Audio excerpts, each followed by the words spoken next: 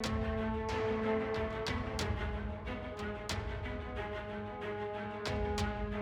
2019 से आप लोग लिव इन मतलब एक साथ रह रहे थे? पहले रह रहे थे, 2019 में शादी हुई थी। जो है सो है, लेकिन ये सारा सब तथ्य और साक्ष्य छुपाने के लिए कई बार जो जानलेवा हमला हुआ, ये सबसे बड़ी बात है। ये हैं दीपक कुमार। इनका दावा है कि सपा की राष्ट्रीय महासचिव स्वामी प्रसाद मौर्य की बेटी और बीजेपी से सांसद संघमित्रा मौर्य इनकी पत्नी है। जी हाँ, दीपक का कहना है कि उनकी शादी बदायूं से बीजेपी सांसद संघमित्रा मौर्य के साथ हुई है, लेकिन अब संघमित्रा शादी को मानने के लिए तैयार नहीं और तो और उन्हें जान से मारने की कोशिश भी की जा रही है। दीपक ने कई तस्वीरें भी साझा की हैं जिसमें संघमित्रा मौर्य के साथ वो नजर आ रहे हैं। यही नहीं, उन्होंने कोर्ट में परिवारवाद दाखिल किया है और तो और संघमित्रा मौर्य को नोटिस भी जारी किया गया है। दीपक कुमार की माने तो उनकी जान के पीछे अब कई लोग पड़ गए हैं। समाजवादी पार्टी के नेता स्वामी प्रसाद मौर्य की बीजेपी सांसद बेटी संघमित्रा मौर्य पर एक केस दर्ज हुआ है। ये केस लखनऊ के कोर्ट में दर्ज करवाया गया और ये केस दर्ज करवाया गया दीपक कुमार स्वर्णकार की तरफ से, जिनकी तरफ से कहा गया कि बीजेपी सांसद संघमित्रा मौर्य उनकी पत्नी है। हमारे साथ बात करने के लिए दीपक खुद ही मौजूद हैं।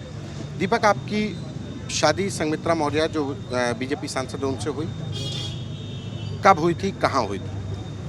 3 जनवरी 2019 लखनऊ में, बौद्ध रीति रिवाज से। ये परिवार की जानकारी में हुई शादी? सारी चीज़ें परिवार की जानकारी में है और हम लोग जब भी जितने भी समय से साथ में हैं, ये सब कुछ परिवार की जानकारी में है, कहीं से कुछ छुपा नहीं है। क्या 2019 से आप लोग लिव इन मतलब एक साथ रह रहे थे? पहले रह रहे थे, 2019 में शादी हुई थी। अच्छा, 2019 के बाद से साथ में 21 तक साथ में रहे। 2021 के बाद ये सारा डिस्प्यूटेड मामला उनकी तरफ से हुआ है, जिसकी वजह से मुझे कोर्ट आना पड़ा। क्या मतलब डिस्प्यूट हुआ, कुछ बता पाए तो? बहुत सारी बातें कोर्ट में मैंने बता रखा है माननीय न्यायालय में, और कल माननीय न्यायालय के द्वारा आदेश आया है, जिसके लिए मैं माननीय न्यायालय का आभार व्यक्त करता हूं, उनके प्रति कृतज्ञता है। कई बार मेरे ऊपर जानलेवा हमले भी हुए इस दौरान, जिसको मैंने वहाँ पे इंगित कर रखा है, बता रखा है। जो हमले हुए उसमें कोई कानूनी कार्रवाई, कहीं FIR हो पाई? नहीं, उस समय तो कहीं हो नहीं पाई, इसलिए मुझे मजबूरन जो है कोर्ट का दरवाज़ा खटखटाना पड़ा और यहाँ आना पड़ा। अब इस मामले में कब सुनवाई? 6 दिसंबर को इस मामले में सुनवाई रखी गई है। सारे जो आरोपी माननीय न्यायालय के द्वारा बताए गए हैं या बनाए गए हैं, उनको तलब किया गया।